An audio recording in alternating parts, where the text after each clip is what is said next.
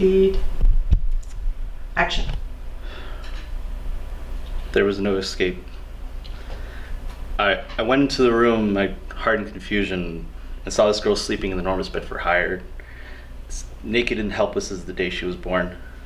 She lay on her side, facing the door, illuminated from the ceiling by an intense light that really spared no detail. I sat down to contemplate her on the edge of the bed, my whole body and my senses under a spell. She was dark and warm. She had been subjected to a regimen of hygiene and beautification that did not overlook even the incipient down on her pubis. Her hair had been curled and she wore natural polish on the nails of her fingers and toes, but her molasses-colored skin looked rough and mistreated.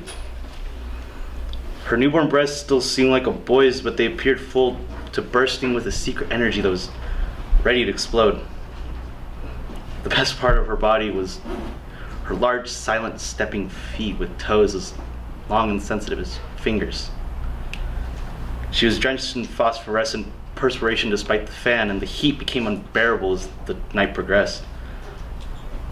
It was impossible to imagine what her face was like under the paint applied with a heavy hand, the thick layer of rice powder with 2 daubs of rouge on her cheek, the false lashes, her eyebrows and lids smoky with coal, her lips augmented by a chocolate glaze. But the adornments and cosmetics cannot hide her character. The haughty nose, heavy eyebrows, intense lips. I thought, a tender young fighting bull.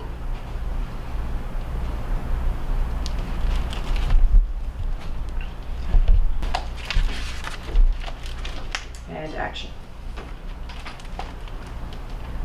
There was no escape.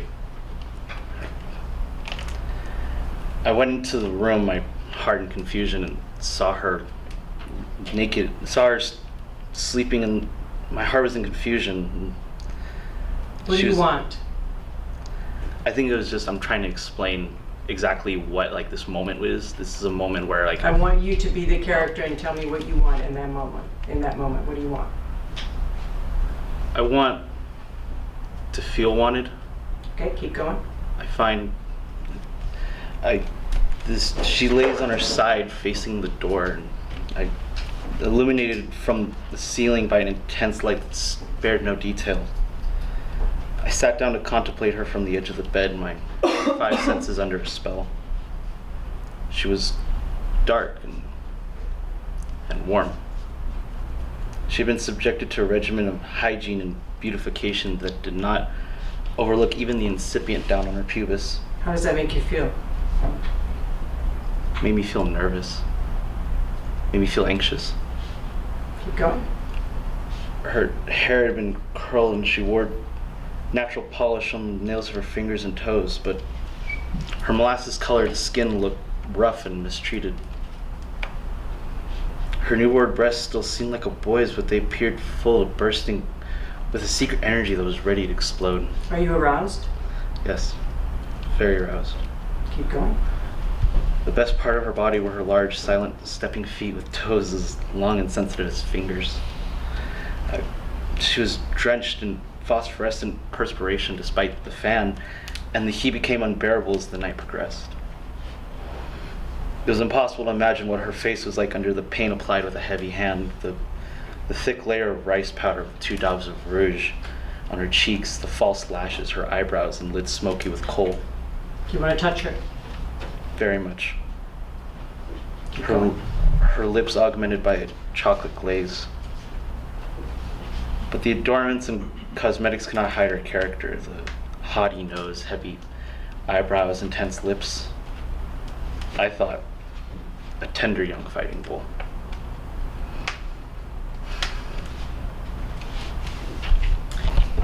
And action.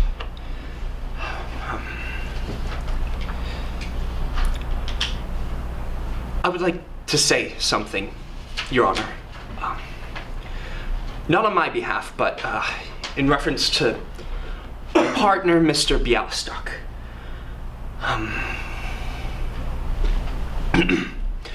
Your Honor, ladies and gentlemen of the jury, Max Bialystok is the most selfish man I ever met in my life.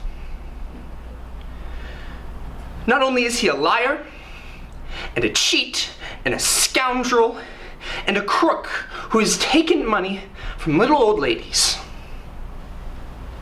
He has also talked people into doing things, especially me, that they would have never in 1,000 years dreamed of doing.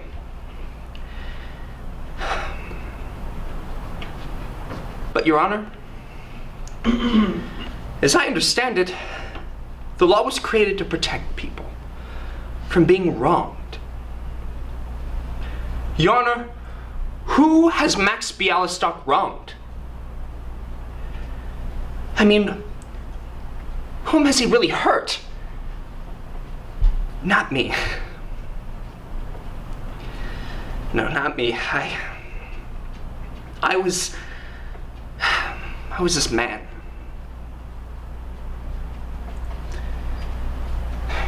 No one ever called me Leo before.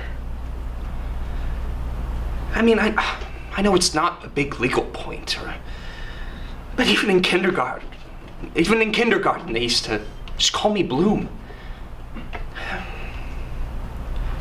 I never sang a song before.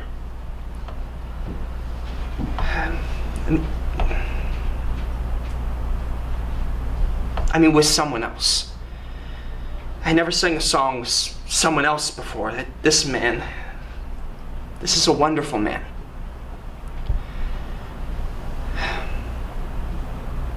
He made me what I am today. He did. And what of the dear ladies? What would their lives have been without Max Bialystock? Max Bialystock, who made them feel young and attractive and wanted again.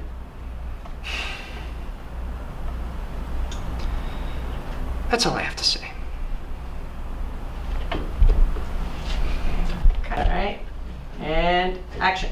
I would like to say something, Your Honor. Not on my behalf, but in reference to my partner, Mr. Bialystock. Your Honor, ladies and gentlemen of the jury, Max Bialystock is the most selfish man I ever met in my life. Okay. Not only is he a liar and a cheat and a scoundrel and a crook who has taken money away from little old ladies, he has also talked people into doing things, especially me, that they would have never in 1,000 years have dreamt of doing. But Your Honor, as I understand it, the law was created to protect people from being wronged. Your Honor, whom has Max Bialystock wronged? Cut. Where's my sight line? You're good. Do you want someone to talk to? I'll just talk to the mic, I guess. Is All it- right. is the microphone That's fine. okay? Mm-hmm. And action.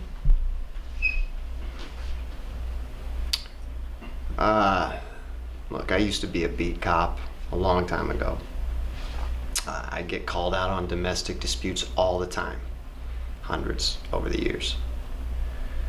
There's this one guy that I'll never forget. This real piece of shit named Gordy. He looked like Bo Svensson. You remember Walking Tall? The Rock? You don't remember. He was a big boy though. About 270, 280.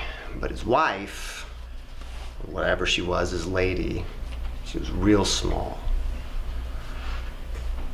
Bird wing kind of arms, tiny. And we get called out from time to time. And every weekend it'd be the same thing. One of us would pull her aside and come on, you know, this is the week, this is the night. Let's press charges. And she never did. And this wasn't one of those, oh, deep down he really loves me, deep in his heart he really cares situations. We had plenty of those. This was different. She wasn't gonna cross this guy. No way, no how. So one night, my partner's sick, and I get a call. And of course it's him, and it's the usual thing. He broke her nose in a shower. So I cuff him, and I put him in the car. And he is sitting in the back, and he starts singing Danny Boy. And it just rubs me the wrong way. So instead of turning left, I turn right. Instead of going into town, we'd go out in the middle of nowhere. Pull him out into the grass. I got my gun in his mouth, and I'm like, this is it. Here it is, asshole. This is it. And he's not smiling anymore. He's screaming. He's pissing and shitting himself. And he's screaming as best as he can with a gun in his mouth. And I'm like, shut up. Shut up while I think about what I'm about to do. And he shut up. He got real quiet. Real still, like a dog waiting for scraps. And I tell him, if you ever so much as touch her again, blah, blah, blah. I guess I was just trying to do the right thing. Of course he killed her. 2 weeks later, he caved in her fucking skull with a one of those wearing blenders. There's so much blood, you could taste the metal. The point is, Walter, I took a half measure when I should have went all the way. No half measures, Walter.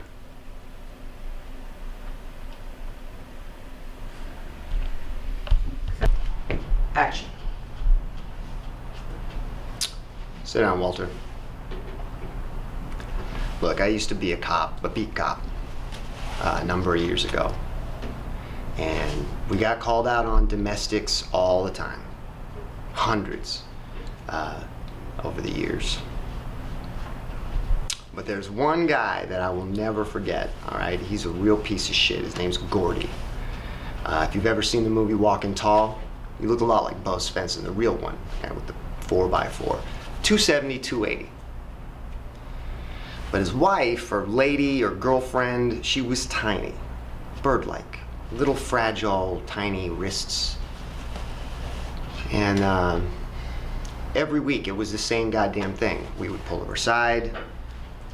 Come on, let's do it. This is the night.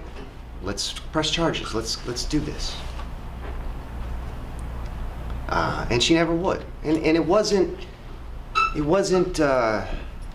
oh, deep down he loves me, or you just don't understand. She was terrified of him. She wasn't gonna cross him no matter what. So, one week, my partner's out sick. I get the call. I go in, he's broken her fucking nose in the shower. So I cuff him, and I put him in the car.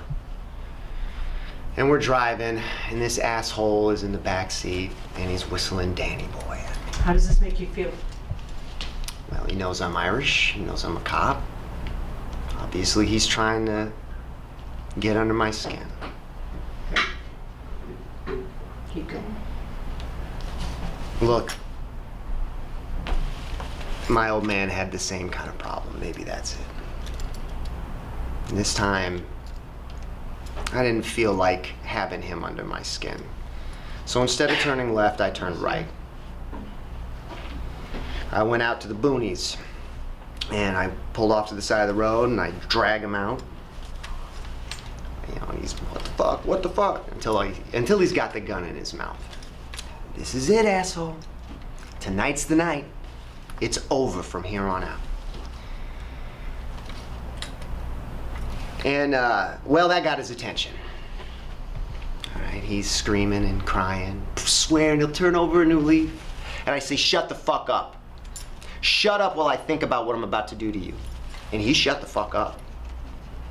He got still and quiet, like a little dog waiting for scraps. Got it. Okay, thank you.